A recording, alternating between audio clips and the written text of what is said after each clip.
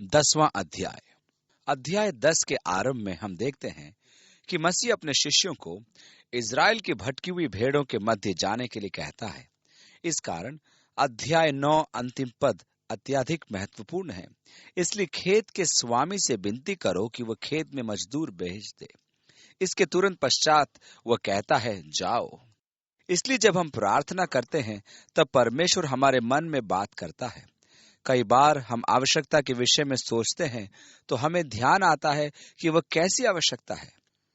यह कलीसिया का उत्तरदायित्व है कि वह महान आज्ञा को पूरा करे, तथा हम उस आवश्यकता के प्रति चिंतित हो जाते हैं।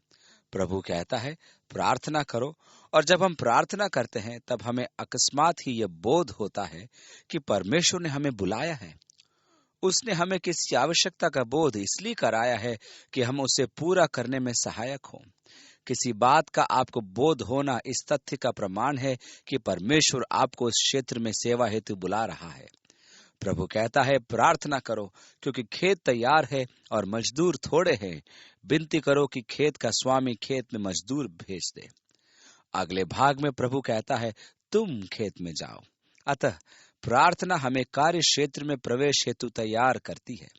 मैं जब प्रार्थना करता हूं तब ही परमेश्वर का आत्मा मेरे मन को अपने नियंत्रण में रखता है। जैसा कि मैं कह चुका हूं, यह मेरा विश्वास है कि प्रार्थना सब कुछ बदल सकती है, और विशेष करके मुझे। मेरे विचार में यह सोचना उचित नहीं कि हम प्रार्थना द्वारा परमेश्वर को परिवर्तित कर सकते हैं। यदि प्रार्थना द्वारा परमेश्वर की इच्छा को परिवर्तित किया जाए तो यह अत्यधिक संकटकालीन होगा। मेरे विचार में परमेश्वर हर परिस्थिति को जानता है कि सबसे उत्तम क्या है। यदि मैं कर सकता तो भी मैं ये नहीं चाहता कि परमेश्वर को आश्वस्त करूं कि वह परिस्थिति को उस प्रकार ही देखे जिस प्रकार मैं देखता हूं। इसकी अपेक्षा मैं तो ये चाहता हूं कि प्रार्थना द्वारा परमेश्वर का आत्मा मुझे अपने नियंत्रण में ले और मुझे परमेश्वर की इच्छा के अनुरूप ढाल दे। मैं तो जब भी ये प्रार्थना करता हूं कि परमेश्वर खेत में मजदूर भेजे तो मुझे एक वाणी सुनाई पड़ती है, कौन जाएगा? मैं उत्तर देता हूं, प्रभु मैं हूं, मुझे भेज। यीशु ने कहा, खेत के स्वामी से विनती करो, तब वह कहता है, जाओ। पहली आयत में इस प्रकार लिखा है, फिर उसने अपने 12 चेलों को पास बुलाकर उन्हें अशुद्ध आत्माओं पर अधिकार दिया कि उन्हें निकालें और सब प्रकार की बीमारियों और सब प्रकार की दुर्बलताओं को दूर करें। यहाँ ध्यान दीजिए कि परमेश्वर उन्हें सेवा में भेजने से पूर्व शक्ति संपन्न करता है। उन्हें अशुद्ध आत्माओं पर अधिकार दिया और सब प्रकार की दुर्बलताओं और बीमारियों को दूर करें। अब 12 के नाम आते हैं। यहाँ उन्हें सर्वप्रथम प्रेरित कहा गया है, क्योंकि प्रेरित का अर्थ है भेजा हुआ।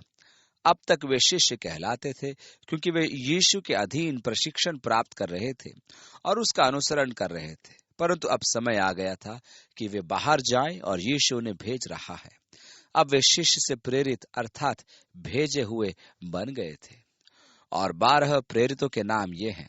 पहला शमौन जो पतरस कहलाता है और उसका भाई अंद्रियास, जब्दी का पुत्र याकूब और उसका भाई यूहन्ना, फिलिपुस और बर्तुलो, थोमा और मैसूल लेने वाला मत्ती, हल्फे का पुत्र याकूब और तद्दई, शमौन कनानी और यहूदा इस्करियोती जिसने उसे पकड़वा भी दिया। लूका के सुसमाचार से हमें ज्ञात होता है कि शिमोन कनानी ही शिमोन जेलातेस था। इतिहासकार जोसेफस के अनुसार जेलातेस उग्रवादी देशभक्त थे। वे अपने प्राणों से अधिक स्वतंत्रता को मानते थे। वे स्वतंत्रता के लिए अपने प्राणों की वरन अपने परिवारों की आहुति देने को तैयार रहते थे। वे स्वतंत्रता प्राप्ति के लिए कुछ भी करने के लिए तैयार रहते थे। ये लोग रोमी राज्य के विरुद्ध विद्रोह करते रहते थे। इन्हीं में से शमौन एक था। मत्ती मैसूल लेने वाला, जिसे यहूदी गद्दार कहते थे क्योंकि वे उस घृणित रोमी सरकार का सहयोग देता था और उनके लिए कर वसूल करता था। यदि मत्ती और शमौन किसी अन्य परिस्थिति में अपने सामने होते तो शमौन मत्ती का काम तमाम कर देता। मेरे कहने का अर्थ यह है कि एक और शमौन देशभक्त जो रोमी राज्य से घृणा करता था, तथा दूसरी ओर मत्ती जो रोमी राज्य का सहयोगी था। यहाँ ध्यान देने योग्य बात तो यह है कि यीशु किस प्रकार हमें भिन्न भिन्न पृष्ठभूमि वरन विरोधी पृष्ठभूमि से एकत्र कर प्रेम की सहभागिता में लाता है। मेरी रुचि का विषय तो यह है कि संसार की तुलना में उसके शिष्यों में कोई भी महान व्यक्ति नहीं था। उनमें कोई भी विद्वान नहीं था, कोई भी गणमान्य नहीं था, धनी नहीं था। सत्य तो यह है कि सब के सब जन साधारण थे। उनमें से 4 मछुआरे थे और एक महसूल लेने वाला। हमें अन्यों की पृष्ठभूमि के विषय अधिक ज्ञान नहीं है, परंतु यह तो सच है कि वे साधारण व्यक्ति थे। मेरी रुचि इसी में है कि वे सब आप जैसे साधारण व्यक्ति थे। जब परमेश्वर कोई काम करवाता है तो वह विश्वविद्यालयों से उच्च शिक्षा प्राप्त व्यक्तियों को नहीं खोजता, वह आप जैसे साधारण व्यक्तियों को बुलाता है। इसलिए हम कहें कि हम साधारण जन हैं और हम सेवा नहीं कर सकते, ये तो उचित नहीं। परमेश्वर को ऐसे ही जनों को अपनी महिमा के लिए प्रयोग है। यदि वो विद्वानों का प्रयोग करेगा तो हम परमेश्वर के स्थान पर मनुष्य की प्रशंसा करेंगे कि वह कैसा महान व्यक्ति है, क्योंकि यह हमारा स्वभाव है। अतः परमेश्वर साधारण व्यक्तियों को चुनता है कि बुद्धिमानों को धूल में मिलाए और मूर्खों को कि वे संसार के ज्ञान को शून्य कर दे। अतः परमेश्वर ने हम जैसों को चुना। हाल में मैं शाऊल की गवाही को सुन रहा था कि वह जल सेना में कैसा उग्र हत्यारा था। उसे सेना ने पागल खाने में रखा, परंतु परमेश्वर ने उसे चुना और पवित्र आत्मा का अभिषेक प्रदान किया कि वह परमेश्वर का कार्य करे। अतः न तो विद्वान, न महान व्यक्ति, न संसार के गणमान्य व्यक्ति, परंतु 12 साधारण व्यक्तियों को उसने भेजा कि उसका प्रतिनिधित्व करे। इन 12 को यीशु ने यह आज्ञा देकर भेजा। इसी कारण वे प्रेरित कहलाए कि अन्य जातियों की ओर न जाना और सामरियों के किसी नगर में प्रवेश न करना, परंतु इज़राइल के घराने ही की खोई हुई भेड़ों के पास जाना। यह कहकर यीशु ने उनका सेवा क्षेत्र सीमित किया। उन्हें दक्षिण में सामरिया में भी नहीं जाना था, उन्हें पश्चिम में सूर और सैदा भी नहीं जाना था, उन्हें दूर उत्तर में दमिश्क भी नहीं जाना था, उन्हें डेकापोलिस भी नहीं जाना था, उन्हें गलील के आसपास यहूदी समुदायों में जाना था। इस प्रकार उसने अपने शिष्यों को आरंभ में सीमित क्षेत्र में ही भेजा।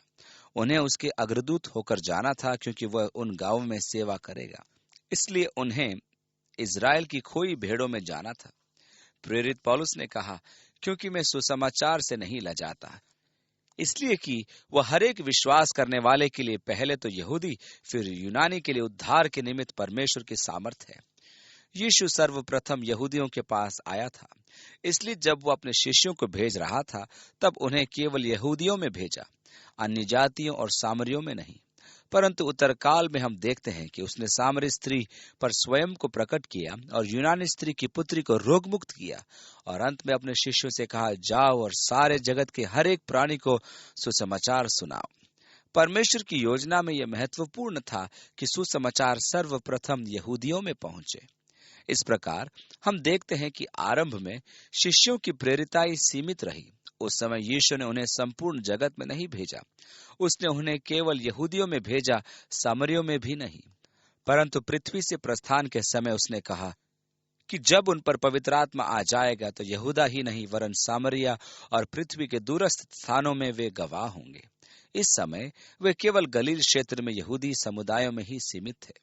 यहाँ ध्यान दीजिए कि वह 10 खोए गोत्र नहीं कह रहा था, क्योंकि यह बाइबल की शब्दावली नहीं है। केवल परमेश्वर ही जानता है कि ये गोत्र कहाँ गए और कौन थे। परमेश्वर ने तो किसी को नहीं खोया। वो प्रत्येक गोत्र में से 12,000 जनों को विपत्ति के समय सुरक्षित रखेगा। उन्हें भेजते समय यीशु ने कहा, और चलते चलते प्रचार कर कहो कि परमेश्वर का राज्य निकट आ गया है। स्वर्ग का राज्य क्या है? सुनने में तो अत्यधिक आकर्षक लगता है। अध्याय 13 और 14 में हम स्वर्ग के राज्य के दृष्टांत सुनेंगे। यीशु ने कहा, प्रार्थना करो तो कहो, तेरा राज्य आए, तेरी इच्छा जैसे स्वर्ग में पूरी होती है पृथ्वी पर भी पूरी हो। जब हम स्वर्ग के राज्य के लिए प्रार्थना करते हैं तब हम क्या विनती करते हैं? यीशु ने वहां कहा कि स्वर्ग का राज्य निकट है। यीशु ने कहा, स्वर्ग का राज्य तुम्हारे मध्य है, न कि तुम्हारे भीतर।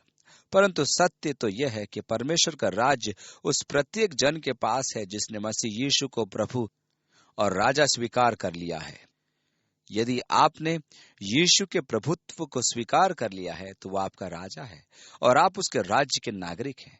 इस राज्य के नागरिकों को अनेक लाभ प्राप्त हैं। हम अपने देश के नागरिक होने के कारण अपने देश के समस्त लाभ उठाते हैं। मैं परमेश्वर के राज्य का या स्वर्ग के राज्य का नागरिक भी हूँ और वहाँ के लाभ इस सांसारिक राज्य से कहीं अधिक है। मुझे स्वर्ग के राज्य का अधिकार भी प्राप्त है। यीशु ने अपने शिष्यों से कहा कि चलते चलते प्रचार करना, स्वर्ग का राज्य निकट है, और उन्हें स्वर्ग के राज्य के लक्षणों का प्रदर्शन करना था। बीमारों को चंगा करो, कोढ़ियों को शुद्ध करो, मुर्दों को जिलाओ, दुष्ट आत्माओं को निकालो। यशाया अध्याय 35 में इस राज्य के युग के लक्षणों की भविष्यवाणी करता है। लंगड़े हर्ष से कूदेंगे, गूंगे स्तुति गान करेंगे, अंधे प्रभु की महिमा को देखेंगे और दीन और दरिद्रों में सुसमाचार सुनाया जाएगा। इसलिए यीशु ने उनसे कहा कि मनुष्य को अंधकार से मुक्त कराते हुए राज्य के लक्षण दर्शाओ। मुझे प्रभु द्वारा पौलुस का वह आह्वान अति प्रिय लगता है जो दमिश्क के मार्ग पर उसने किया। इसका उल्लेख पौलुस राजा अग्रिपा के समक्ष करते हुए कहता है कि प्रभु ने उसे अन्य जातियों के मध्य प्रचार करने के लिए कहा था कि तू उनकी आंखें खोले कि वे अंधकार से ज्योति की ओर और शैतान के अधिकार से परमेश्वर की ओर फिरे, कि पापों की क्षमा और उन लोगों के साथ जो मुझ पर विश्वास करने से पवित्र किए गए हैं मिरास पाए। इस प्रकार हमें ज्ञात होता है कि पौलुस का आह्वान था कि वह अन्य जातियों को शैतान से और अंधकार से मुक्त कराकर परमेश्वर के पास ज्योति में ले आए। परमेश्वर के राज्य का नागरिक होने के कारण मैं अंधकार से मुक्त कराया जा चुका हूँ और ये मेरा कर्तव्य है कि मैं जहाँ जाता हूँ वहाँ मुक्ति लाऊं, अर्थात मेरे श्रोता मेरे संदेश पर ध्यान देकर मसीह यीशु को अपना राजा ग्रहण करें। प्रभाव यही है कि वे अंधकार से मुक्त कराए जाकर ज्योति में लाए गए, अर्थात शैतान के अधिकार से मुक्त कराए जाकर परमेश्वर के राज्य के भाग बनाए गए। आज भी संसार में अनेक जन हैं जो अंधकार के राज्य में वास कर रहे हैं। जगत में मुख्य रूप से 2 राज्य हैं। जब परमेश्वर ने जगत की सृष्टि की थी तब केवल परमेश्वर का राज्य था जो ज्योति और जीवन का राज्य था। परमेश्वर ने अपने राज्य में स्वर्गदूतों की रचना की और उसने उन्हें चयन करने की स्वतंत्रता दी। उसके सबसे प्रिय करूब ने, जो सुंदरता और बुद्धि में अद्वैत था, सोचा कि वह परमेश्वर के तुल्य हो जाए। शेक्सपियर का एक संदर्भ है, हे क्रॉमवेल, लालसाओं से दूर भाग, क्योंकि इसी के द्वारा स्वर्गदूतों का पतन हुआ था। शैतान ने हव्वा को क्या प्रलोभन दिया? इसे खा, क्योंकि तू परमेश्वर के बराबर हो जाएगी कि भले और बुरे का ज्ञान रखे। यह कांटा आज भी काम करता है, क्योंकि आज भी अनेक व्यक्ति ऐसे हैं जो परमेश्वर के तुल्य होने का सपना देखते हैं। कैसा दुर्भाग्य! परमेश्वर के तुल्य होने के उसके घमंड के कारण उसने विद्रोह किया और अपना राज्य अलग स्थापित किया। यह राज्य परमेश्वर के राज्य के विपरीत था, विरोधी और मृत्यु और अंधकार का राज्य था।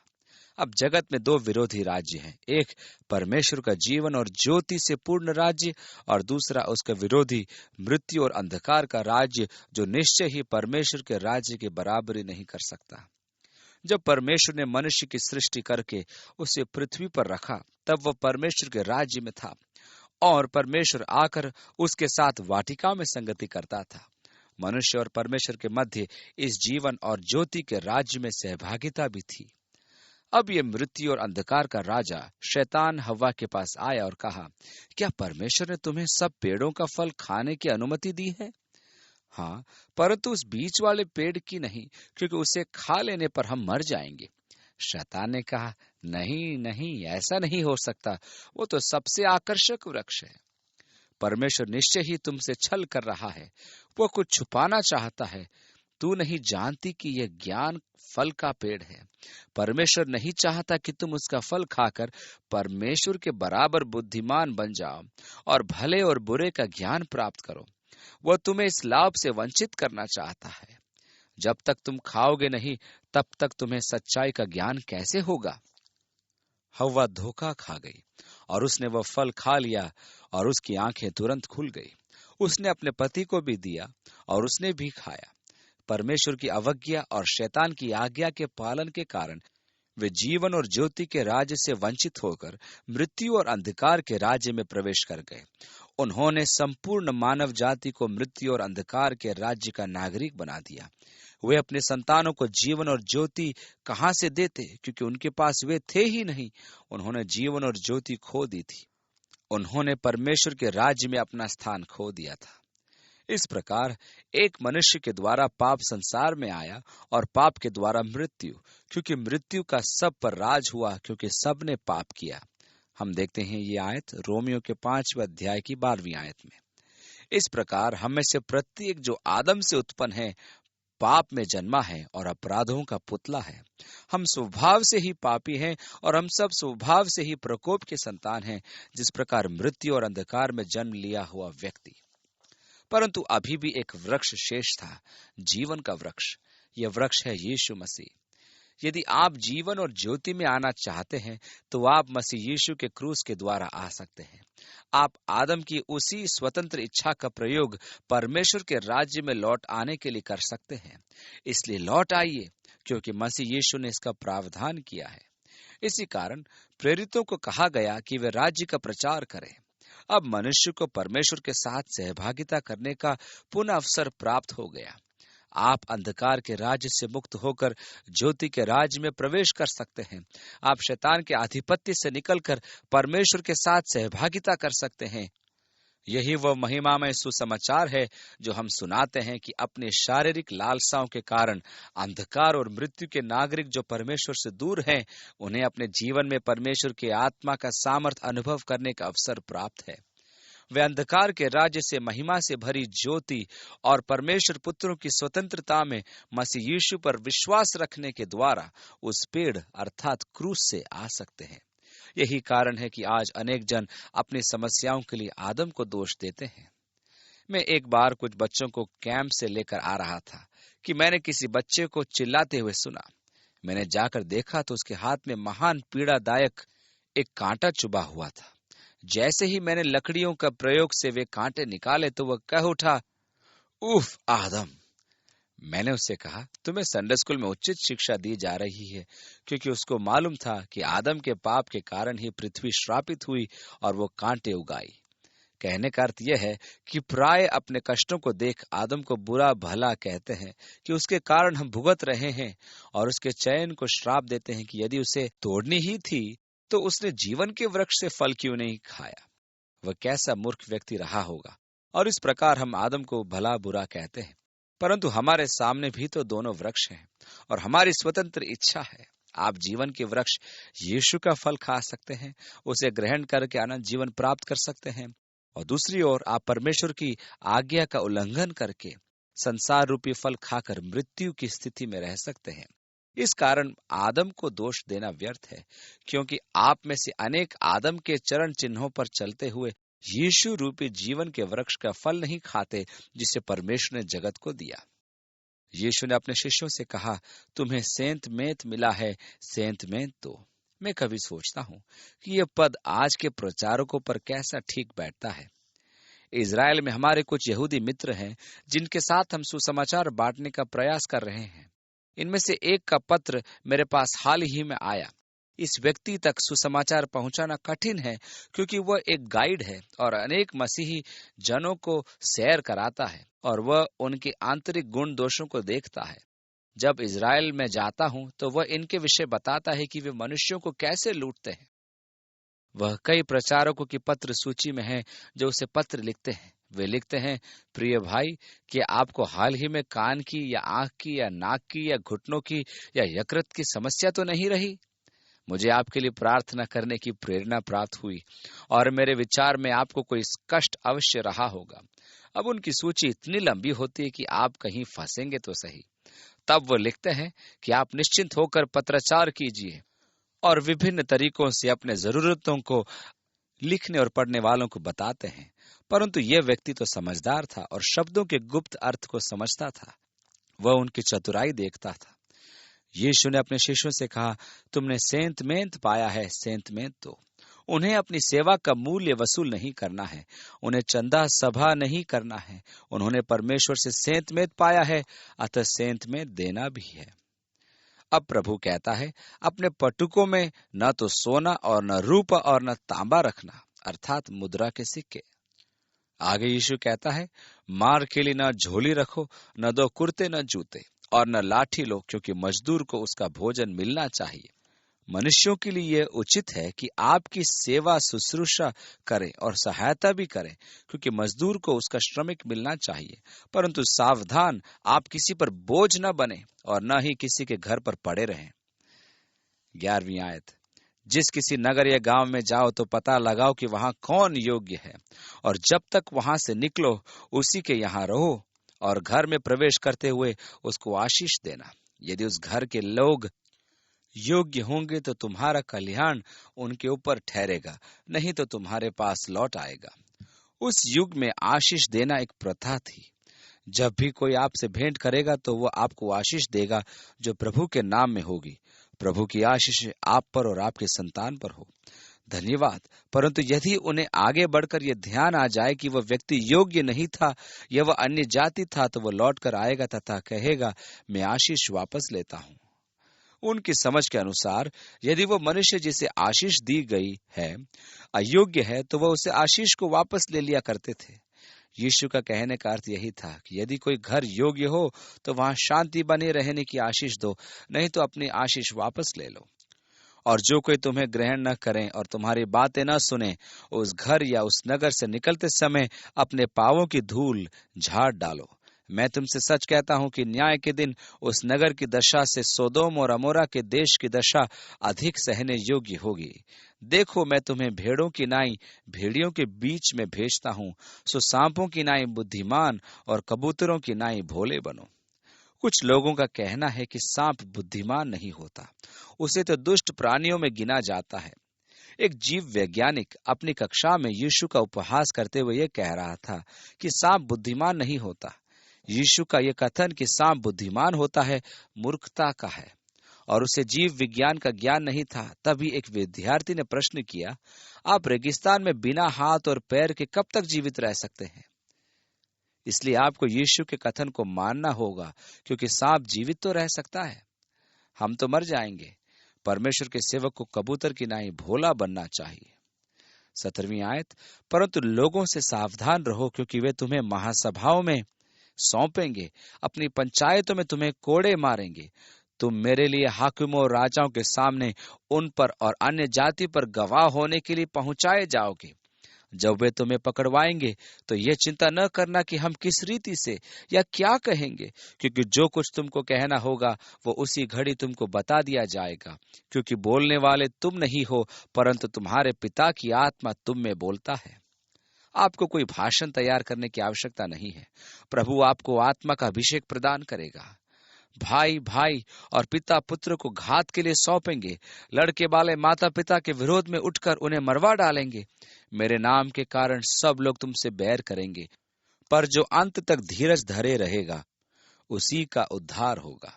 ये संतों की सुरक्षा का सिद्धांत है।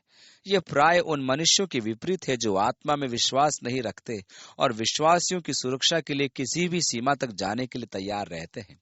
दूसरी ओर वे हैं जो संतों की सुरक्षा के सिद्धांत पर अटल रहते हैं, परंतु सत्य दोनों के मध्य कहीं पाया जाता है। 23वीं आयत, जब वे तुम्हें एक नगर में सताएं तो दूसरे को भाग जाना। मैं तुमसे सच कहता हूं, तुम इजराइल के सब नगरों में न फिर चुकोगे कि मनुष्य का पुत्र आ जाएगा। यहाँ ध्यान देने योग्य बात यह है कि वह अपने फिर से आने के संबंध में नहीं कह रहा है। वह कह रहा है कि वह उनके पीछे पीछे उन नगरों में पहुंचेगा जहां वे प्रचार करेंगे। अब यीशु ने कहा, चेला अपने गुरु से बड़ा नहीं और न दास अपने स्वामी से। चेले का गुरु के और दास का स्वामी के बराबर होना ही बहुत है। यहाँ पर्याप्त है कि हम अपने प्रभु के बराबर बने। हम अपने प्रभु से बड़े कदापि नहीं हो सकते। परमेश्वर पिता हमारी सहायता कर कि हम अपने प्रभु जैसे बने। 25वीं आयत, जब उन्होंने घर के स्वामी को शैतान कहा तो घर वालों को क्यों न कहेंगे? उन्होंने मुझे कहा तो तुम्हें क्यों न कहेंगे? 26, सो उनसे मत डरना, क्योंकि कुछ ढपा नहीं जो खोला न जाएगा, और न कुछ छिपा है जो जाना न जाएगा।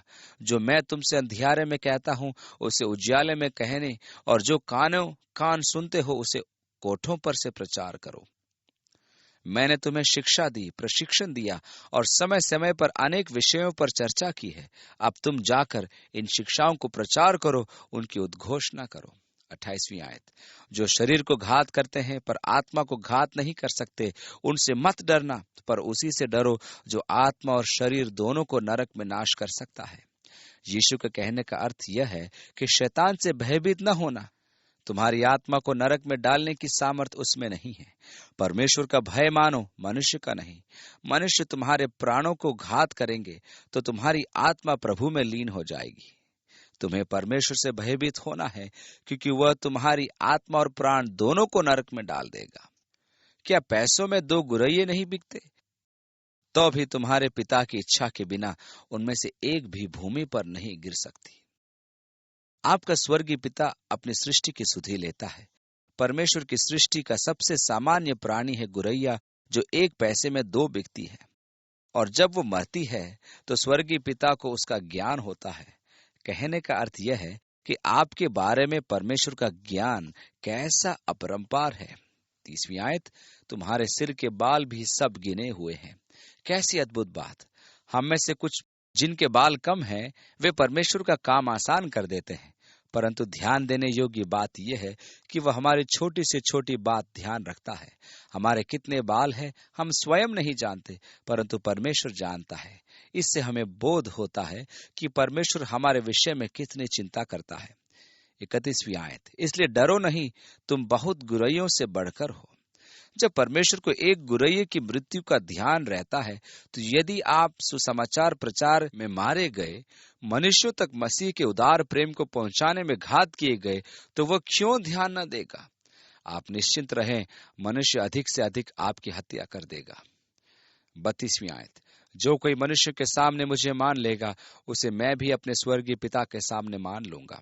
पर जो कोई मनुष्य के सामने मेरा इनकार करेगा, उससे मैं भी अपने स्वर्गीय पिता के सामने इनकार करूंगा। ये बहुत ही कठोर पद है, और यह सत्य है कि हमें एक दिन अपने सृष्टिकर्ता परमेश्वर के समक्ष खड़ा होना है।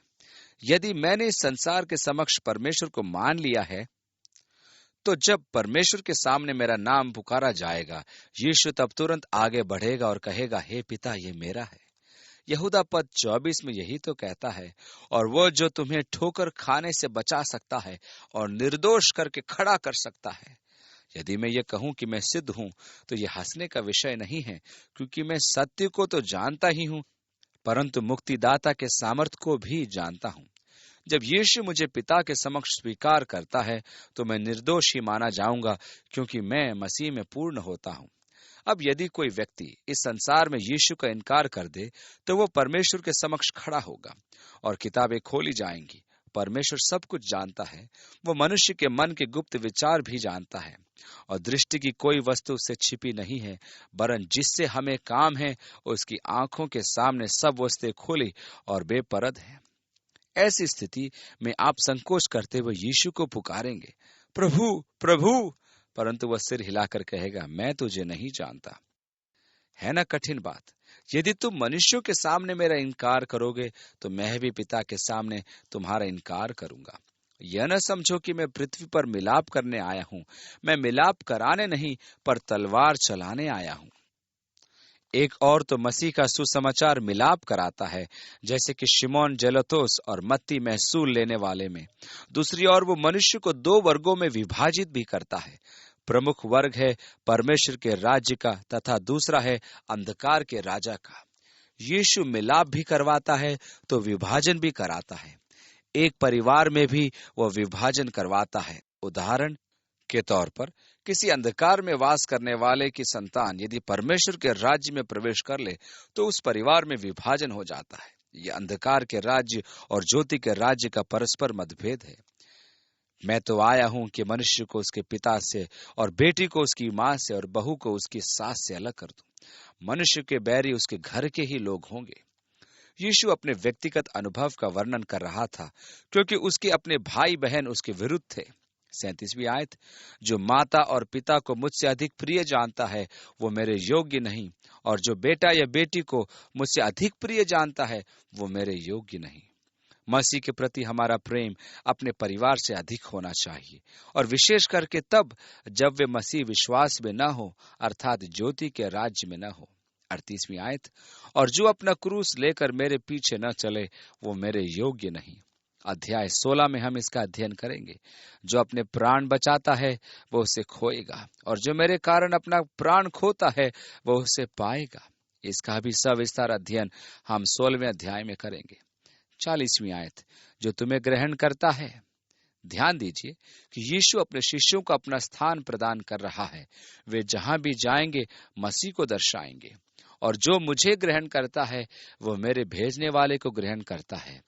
जो भविष्यद्वक्ता को भविष्यद्वक्ता जानकर ग्रहण करे वो भविष्यद्वक्ता का बदला पाएगा, और जो धर्मी जानकर धर्मी को ग्रहण करे वह धर्मी का बदला पाएगा। जो कोई इन छोटों में से एक को चेला जानकर केवल एक कटोरा ठंडा पानी पिलाए, मैं तुमसे सच कहता हूं वह किसी रीति से अपना प्रतिफल न खोएगा। आपकी मनोवृत्ति केवल यह हो कि आप जो कुछ भी करते हैं यह मानकर करें कि आप प्रभु के निमित्त करते हैं। यदि आप परमेश्वर के सेवक की सहायता करते हैं और यह मानते हैं कि आप प्रभु की सेवा कर रहे हैं, तो आपको निश्चय ही प्रतिफल प्राप्त होगा। यदि आपने कटोरा ठंडा पानी ही पिला दिया तो मैं तुमसे सच कहता हूं कि किसी रीति से अपना प्रतिफल न खोओगे।